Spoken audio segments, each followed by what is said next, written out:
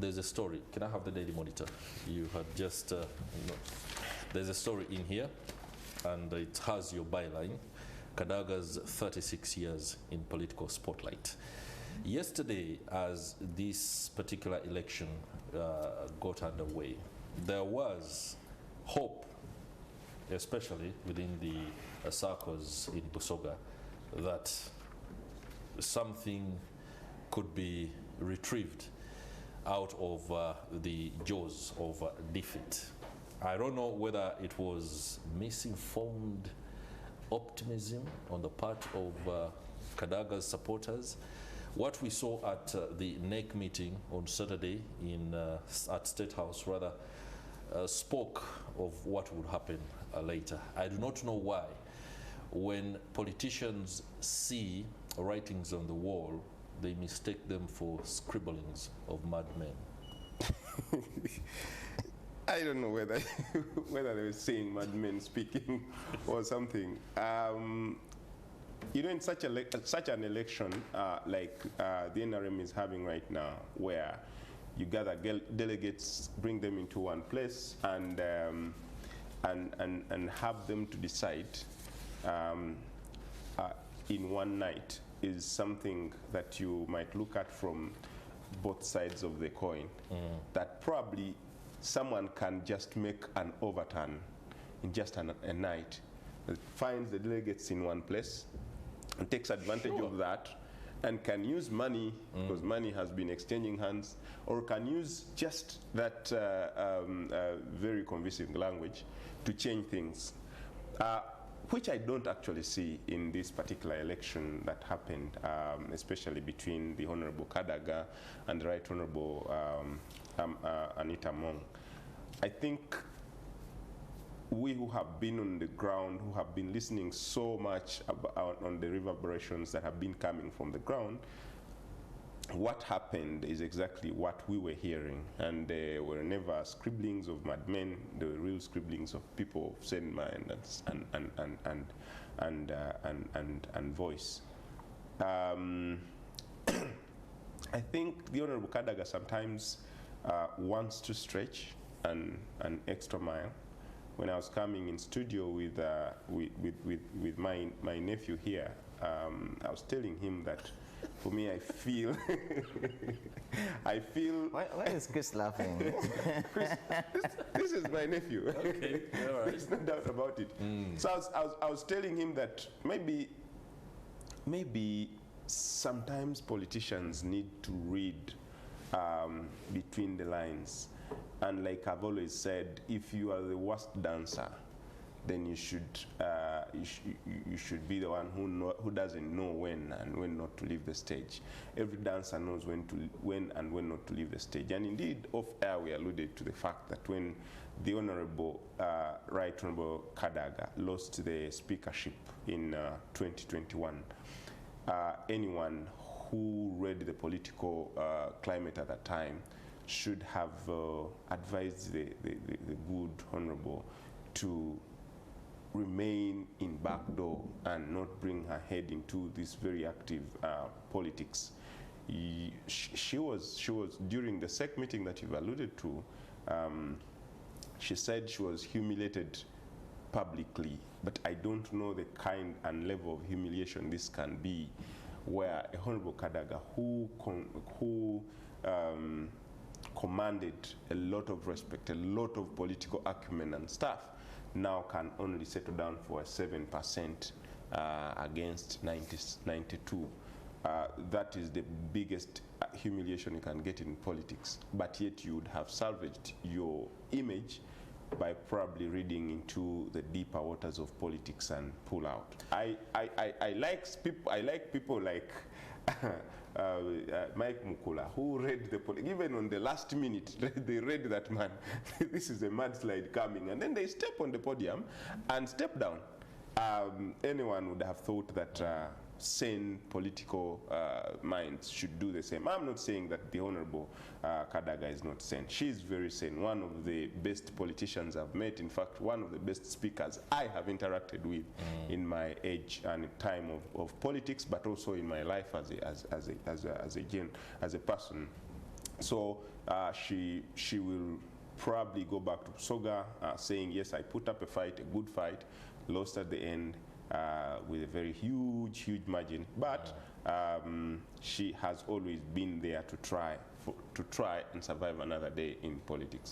Okay, interesting take there. And of course, her legacy is one that cannot be questioned, but the very latest events do paint a very dark spot on that. Joseph Sabiiti, I don't know from which point to attack you, especially in light of our postscript, but we have talked, and the previous interview, the Kickstarter, we've talked about the delegates conference and the election generally. And as scribes and a former scribe, I just want us to focus on the perspectives and the insights that will allow the viewers out there know what kind of trajectory the nation will be taking in light of developments, including the contestation for this particular position. First and foremost, what do you make of the staggering divide of votes? You know, 12,000 to 11,000. 11,000 against 900, yes. That is, I think, too harsh, so to speak. But again, we saw it coming. I think everybody who paid keen attention saw it coming, except that there was a semblance of a very tight contest in newsrooms and studios around Kampala. The journalists who spend much of the time in studios doing analysis really created, and I think it was fantastic for public debate and discourse and things like that. But outside the newsrooms and studios, there was no contest. I think that in the heat of the campaign, I went to 3 regions: West Nile, Acholi, and Teso, and it was very clear. By yesterday, I was actually shocked.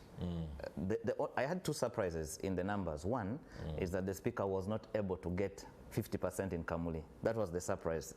The other surprise is that why? Because from the numbers in the boardroom, everything matched, and I expected Kamuli to be a split vote. The worst should have been 60-40. So the fact that the Right Honorable Kadaga was able to galvanize Kamuli last minute and get her biggest victory, I think that's the surprise for me. The other areas of Busoga had given signals, and I'm not speaking about speculative signal, because I had the opportunity to observe what the campaign team for the speaker was doing. There was a call center where every delegate was called. Somebody who speaks your language speaks to you, and you're able to pick feedback and say Chris Igenyi is in the middle because of 1, 2, 3. And you would pick up factors. And the factors were as petty as, you know, I want the speaker's campaign t-shirt, they haven't given me. We want to meet the speaker, we have not been given, we don't have that opportunity. The speaker went to Gulu, has not come to Lira. The issues were easy, you could easily pick them and brush them off in a minute. So the projection of Busoga, we had projected from inside the campaigns, it was a projected win for the speaker. But I think that the last minute maneuvers from the Right Honorable Kadaga's team yielded some results. In Kamuli? In Busoga generally, because the difference went down to 44. 40. The former speaker lost by 44. That's the element of surprise. Number 2, I think that the president made very serious attempts to actually make sure that this doesn't go to a contest.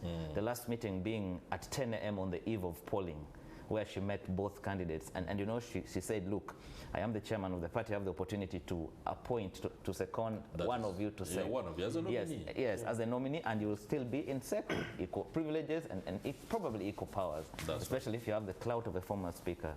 The president tried, but there was no consensus generated. So by eve of polling, it was clear.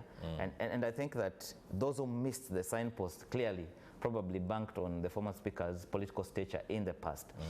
And for me, the most important thing now for the NRM is to accept, to understand the fact that this is somebody who is a resource, this is somebody who has worked for the party and worked for the country, and find a suitable place where they can deploy her. I don't agree with the notion that a leader as seasoned as that should be humiliated in her hours of desperation. But Chris, from my coverage of politics for about 10 years, there have only been two constants in the NRM. The chairman of the party, President Yoweri Museveni, and the first vice chairperson, Alhaji Moses Chigongo. Those have been the only two constants. The rest have been a political spin. You serve your time, you get off, another one serves. My observation is that most people have failed to read when it is time to let go. But also, my experience as a journalist has been that one of the most vain attempts you can make is to blackmail the president, to try to blackmail the president. For example, sitting in front of cameras and saying, you know, my community will, you know, you're just not just humiliating me, you're humiliating my community. Yeah. My community will revolt, my community will do this. The son of Kaguta has never taken blackmail very kindly. Yeah. And there were some political statements that I think were very catastrophic. For example, when you sit on TV and say, had it not been for me, the president would be rearing cows in Chiruhura. The delegates in Ankole, they don't vote for anything. Most of them look at your loyalty to the party chairman. To the party chairman. So when you say, I have been humiliated and I'm being followed, indirectly you're saying the president is following you. The people who believe in the president clearly don't want to be associated with anybody who is seen to be undermining the president.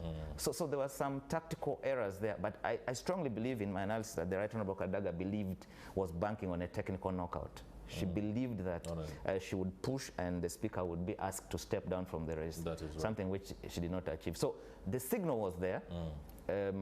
Sharp-minded, on-ground journalists read the signal, but the contest was in some studios, not all studios. And that's where you should cut us some slack, because we knew here there was a situation where the Speaker Emeritus expected a conversation to go on and then consensus be arrived at for the current Speaker to step aside. Yeah, but you see, when you're going for negotiations in politics, you must carry a bag of strength.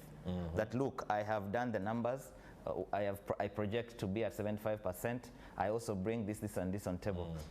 By the time you're going to elections in this country, the political intelligence desk has the numbers. They had already, from my projection, they had called an 81% for the speaker.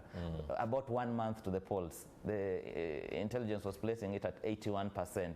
The internal polls had projected already something between 78 and 83%. That's about a month to elections. And this is not a candidate who will say, Chris Wandera, you're the campaign managers. This is the details went up to saying in the West Nile sub-region, 3 members of parliament are not supporting you. So find out why and should pick the phone, call them and say, I ask for your support. So the details were that clinical, but also too, some candidates generally in the race now invested in delegates looking for the votes. Some candidates invested in the propaganda war.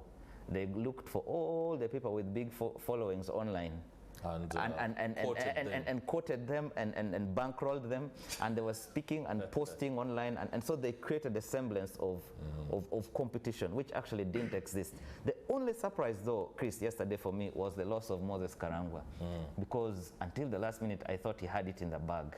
I had called that election for him. I think the last minute maneuvers of the Honorable Chiwanda, Subi, and the rest of the clique from Buganda coming on one side to take on Karangwa must have delivered that magic bullet. But that was quite a surprise for me. The loss of Dr. Chris Baryomusi, I think he should have seen it coming. I had a one-on-one conversation with my friend, the Honorable Captain Mike Mukula. We were in touch about the campaigns. It was clear that he had been overrun in the campaigns. It was clear that the Honorable Leader Wanyota was going home. It was very clear that the two constants that I talked about were the only ones going to survive. I love the fact that some of them saw it coming and were able to say, you know what, I'm giving this up. I hope the better person takes it. Derrick Wandera, I'm afraid we're going for a break. When I return, you will submit, but also help us with the framing and whether the journalists got the stories right.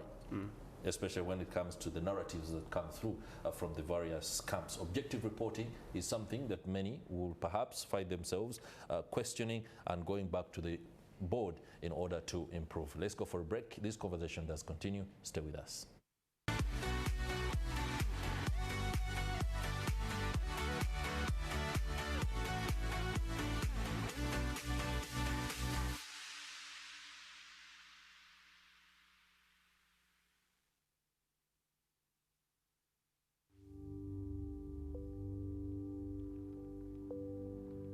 Slow melting, smooth coating, long lasting.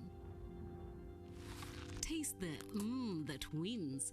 Buy any two participating Cadbury products. Scan the QR code or send a WhatsApp for a chance to win your share of 15 million shillings in amazing prizes. Cadbury, there's a glass and a half in everyone. T's and C's apply.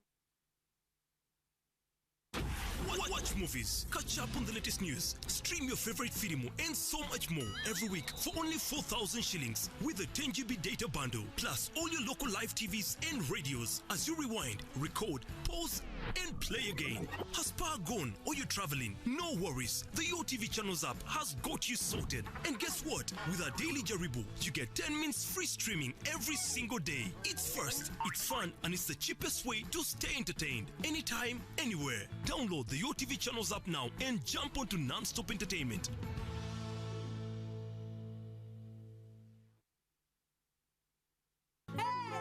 Yes!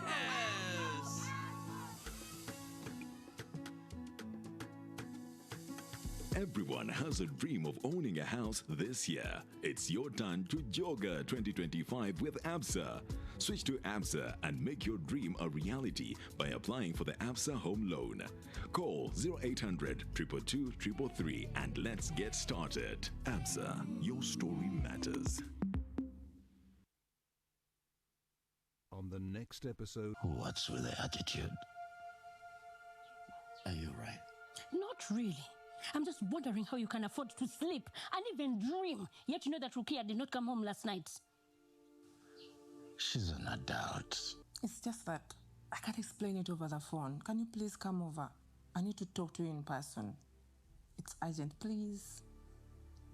All right. Dad, do you have a minute? Oh, my princess, for you, yes. But be quick, because I'm running out of time. What really happened to Lukia? Babura kambuwala ate anyiigira ddala.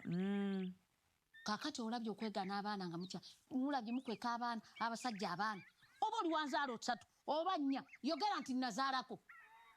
On the next episode...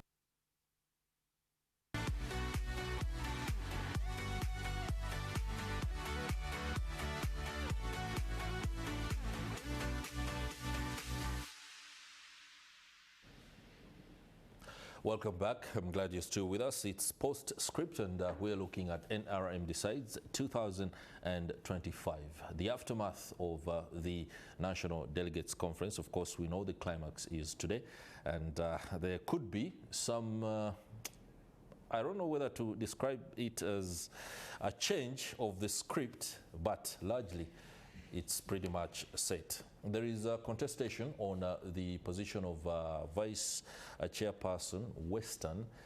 The list that is being shared by the NRM Electoral Commission officially doesn't have a certain individual, but the declaration that was signed by Tanga Odoi says Jonand Asimwe is the winner, and of course beating there his closest challenger, Chris Baryomonsi.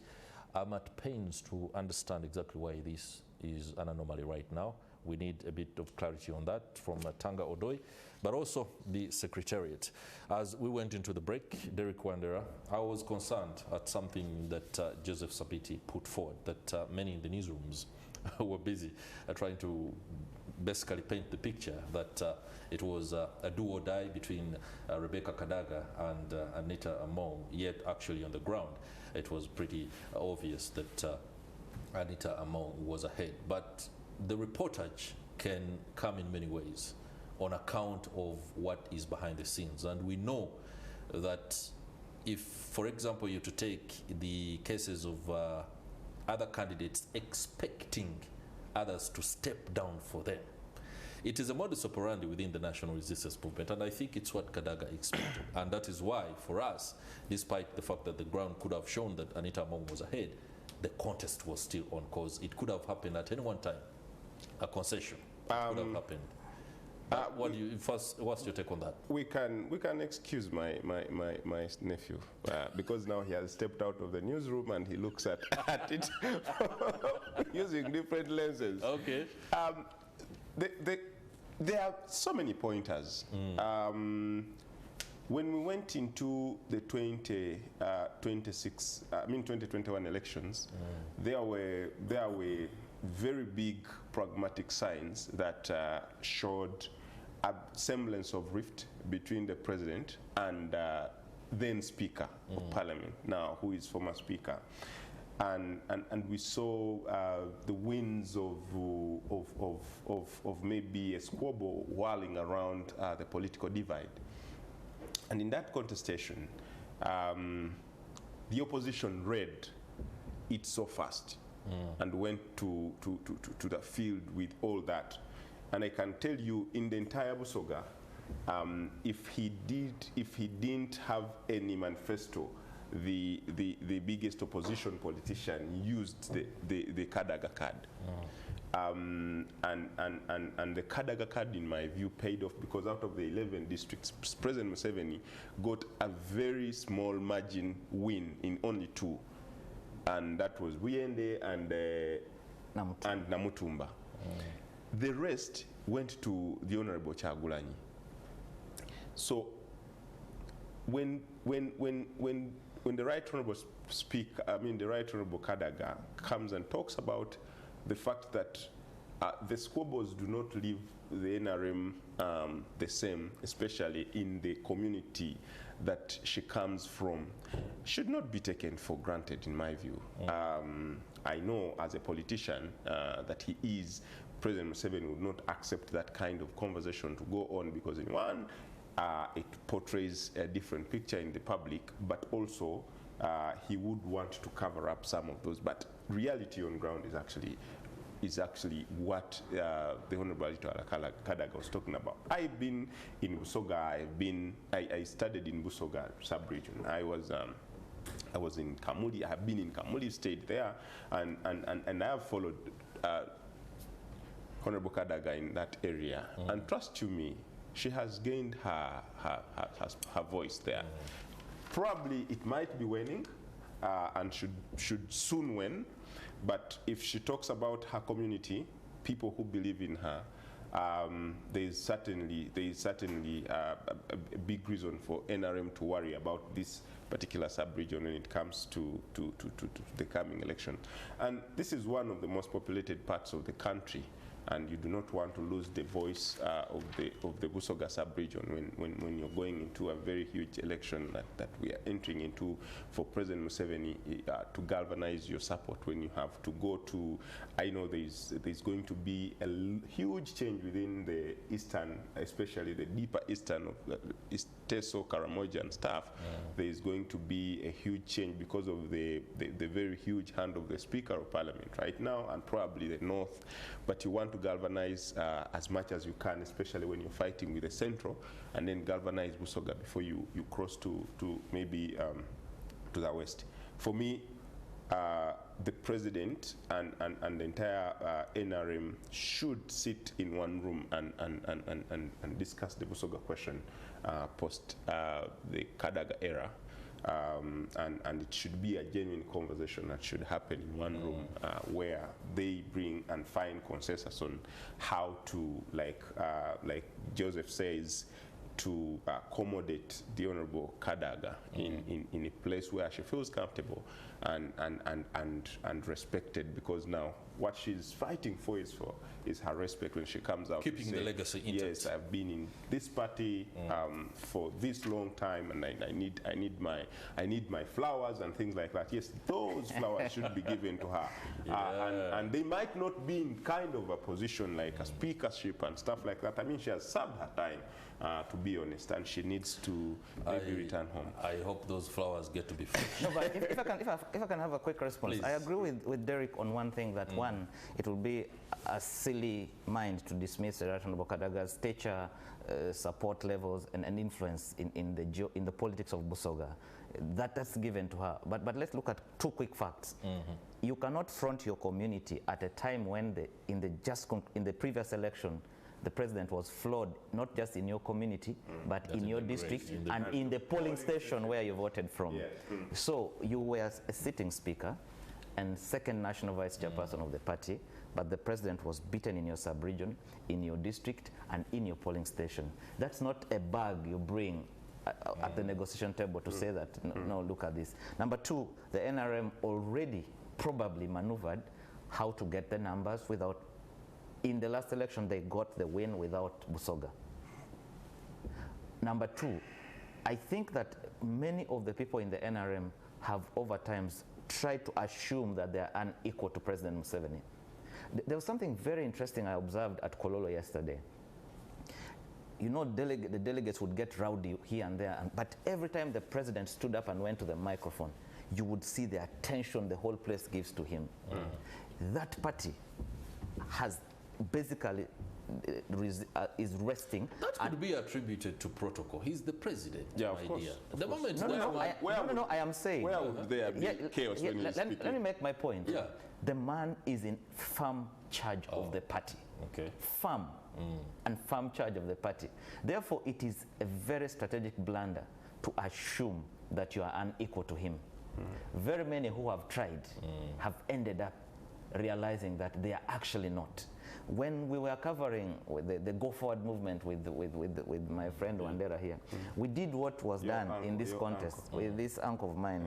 He's very particular about that because of the Samia. I can see some nostalgia there. Because of the Samia blood that runs in me. So we created what I was telling you, what we call a newsroom contest. We portrayed the Right Honorable Mama Mbabazi as the former super minister, super secretary general. Finally, the president had found his match. Finally, there was going to be a contest. Finally, you know, everything. The master of the political chess game. Yes, the master of the chess game. If you bring all the headlines now, you might regret. you might sit down and say, what the hell? Yeah. So I'm not beating colleagues in the newsroom hard. I'm just saying that maybe the difference is now that I sit in a space where I'm able to look at things a little bit more 360 than someone sitting in the newsroom. Number two, the question of the NRM's loss in Busoga cannot entirely be attributed to the speaker's quarrels with the president. That might be a factor, but one of the very last assignments I did in the newsroom was covering the entire Busoga sub-region and trying to tell the Busoga story. Why, despite having the country's number 3, despite all what looked like deliberate government intervention, Busoga was still wallowing in poverty for a long time. And one thing that stood out prominently was the sugar cane question. If you traverse Busoga, you realize that people put in their energy, put in their land and everything, and the return on investment has been miserable.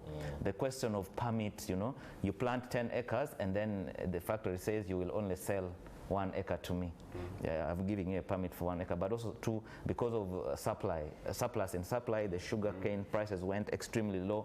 But also too, there is a feeling in Busoga that the government must do much more for the people. So the Honorable Robert Chagulanyi landed on fertile ground. So I don't agree with the notion that it was entirely because of one person. But number two, I think that you talked about the angling and the story and things like that. The framing of the narratives. The framing of the narratives, yes. Most media houses prefer the strong, dominant voices from Kampala. And then rightly so, because when you have a deadline and you have to deliver a story at 9 p.m., you must look for Chris Igenyi and Derrick Wandera who are in Kampala. Number two, most media houses have framed a group of analysts There are about 5. They keep hobnobbing from one media house to another, and they are the ones who bring the perspective, the narrative, and most of them, like all of us, and I wanted to make the point that it is silly to even think that the newsroom is an objective platform. The newsroom is part of the society. Society is run by interests. Chris, as a journalist, you have your interests, but also you have your views, and they come out in framing. When you make a statement on Morning at NTV, it's not an accidental statement. What someone in Zombo will look at as a normal statement has deep undertones in the framing, the choice of words, the things you say, the things you don't say, and things like that. And number 2, when your political strategy, you understand that the newsroom is a sphere of influence. So politicians are indirectly running newsrooms. And it's very important for you to have either a hand, a voice, or somebody you can speak to, either to give you an objective say or to even swing the narratives. Number 2. Let's not go into that conversation. It's a little bit too deep, and one that could land us into, you can bring a whole new debate that could take us an hour or 2 beyond the time frame that we but the point I was making is this, that many times the views, the dominant views in the media space are specific. There are about 3 or 4 lawyers. Sometimes when you go to their profession mates, they actually laugh at you and say, why did you bring that? Allow me address that issue, and I'm glad you bring it up. And for those that out there who may be questioning why you see what seems to be like a rotation of experts and analysts, it is the tendency for those who are more knowledgeable than these ones they think are not, to stay away, to not want to be part of the conversation. I know. I mean, there are so many intellectuals out there we've reached out to, and you feel that they can offer perspective and insight that could perhaps enlighten most of us on the goings on, especially within the politics. But they have their reservations. Some of them are naturally fearful. No, Chris, I have been a show producer, and I know the hassles of looking for a guest. That is right. And I know the hassles of looking for a variety of guests. Especially, for example, there's this conversation about why is it a men-only panel and stuff like that. I have gone through the hassle of trying to get. There are so many brilliant, intelligent women in this town, but when you have a show you want to appear on NTV tonight at 9, they will say, no, I can't leave my home at 9 p.m. Then they will address press conferences demanding that the media should give more space to women. I understand that, but I'm saying the consequence of that is that we have constructed, some of them are very good, but we have constructed average people and made them the experts of geopolitics, of our political Interesting there. Joseph Sabiiti is just telling you guys out there, especially if you are one that has the knowledge, you have the expertise to step up, because it's important that you do step up, because that's your contribution to nation building. However, we shouldn't discount the advantages of those who are actually able to step up on a daily to be able to come and share with us some of their perspectives and insights. Gentlemen, as we enter the final bend of this conversation, allow me ask, and this one should drive us back into the core of the conversation, which is SEC and NRM's standing right now. In terms of strategic positioning ahead of 2026, I was telling Sarah Bidete earlier that when 2026 comes and the incidents that we've seen within the national resistance movement are occasioned upon the opposition, NRM might get shocked and wonder why the opposition is crying. And it's going to play out like that. But in terms of strategic positioning ahead of 2026, does what we've witnessed with the delegates conference offer any positives that the NRM must hold on to? Before I address that question, you had asked me a very, very poignant question, second question to the one that I responded to, and you're asking me whether journalists had gotten it right in reporting some of these matters, and I think it buys even into this question that you have asked me. I think as journalists, we have put our antennae quite wide and vivid.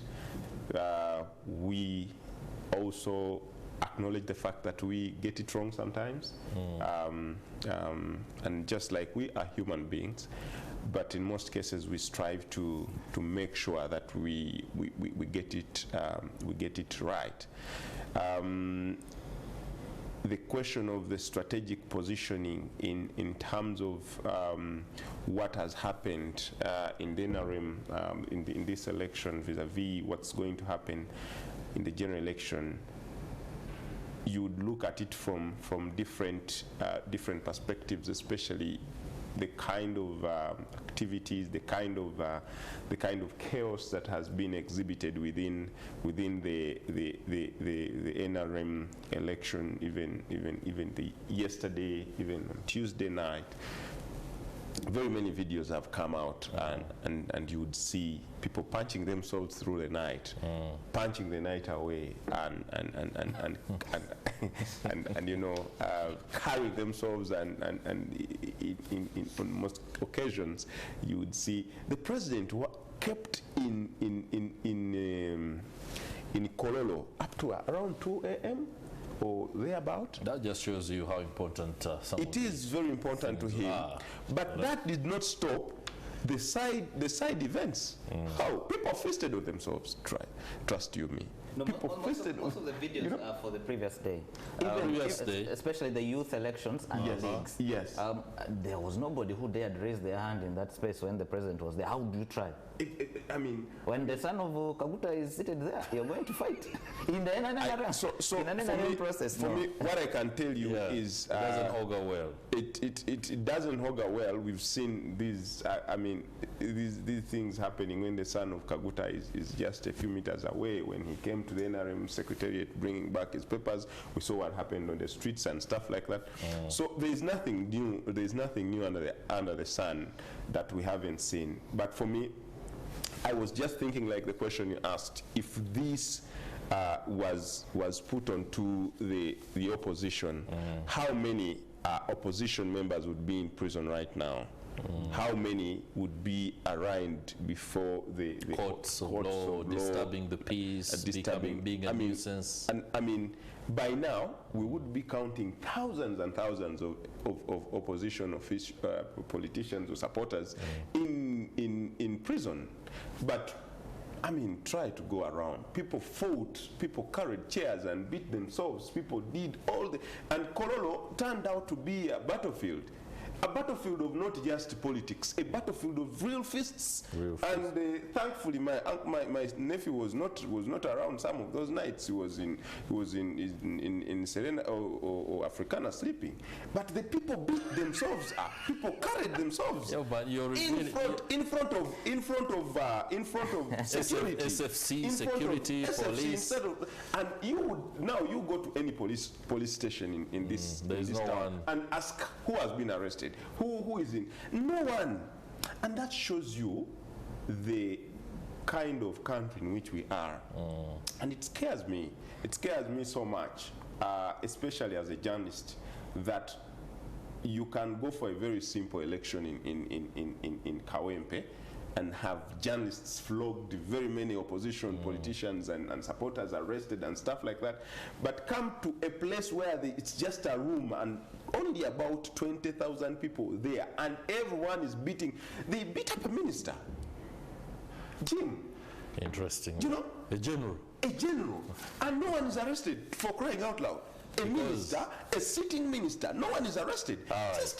Just there, lift your hand. Derrick Wandera is up in arms against the police for the double standard for the selective application of the law. For us, and this is a matter, of course, that can also offer another hour for conversation. It is serious concern. And if we don't talk about it as journalists, we are going to get into it. And if we shut our mouths about it, we are not going to use this table to discuss when we are beaten in the opposition, and we come here and keep quiet when people fight. That is right. And nothing happens. Well, the police needs to address some of the things. When does the law happen? When there is this situation and the other situation. The double standards I've just talked about. Chris, a few years ago, as we close. Yes, I learned one thing, that politics is the art of the possible. The art of the possible. Yes. Number two, I also learned that there's something called the power of incumbency. We hate it. It's not okay. but it is with us. It is with us. And it is with us, it is here with us. Number two, you asked how it leaves the NRM. I think that one, if you can bring together 26,000 people from across the country, that gives you an indicative figure of the cumulative power that you wield across the country. Number two, the ills of the internal processes of the NRM are going to wield so many independents, and I think that you should watch out for the next parliament. They're going to be there's a possibility of very many independent MPs going there. Number three, our democracy is a huge work in progress. There are things which are not right that need to be fixed. Whether they're going to be fixed in this very election, I can only pray for my uncle here. Now on a light note, as I finish, a few days ago he sent me a message that he doesn't know whether he will finish covering the elections. Okay. I hope you do. I hope you do. Derrick Wandera and Joseph Sabiiti, many thanks for your insights and perspective with regard to NRM Decides and what happened during the elections and how it's going to be shaping the political game plan ahead of 2026. It's been a pleasure having your company for those of you who joined us right from 6:30 for this conversation. But do be rest assured that we shall be continuing our coverage of the NRM Delegates Conference. Today is the very final day. There are some contestations on some positions. We are waiting to see exactly what the decisions will be, but the Electoral Commission has come out with the declarations there. It's been a pleasure for me, Chris Higenyi, and indeed the rest of the team behind the scenes, ensuring that these 2.5 hours are as exhaustive and insightful as they always are. Good day. We shall see you tomorrow.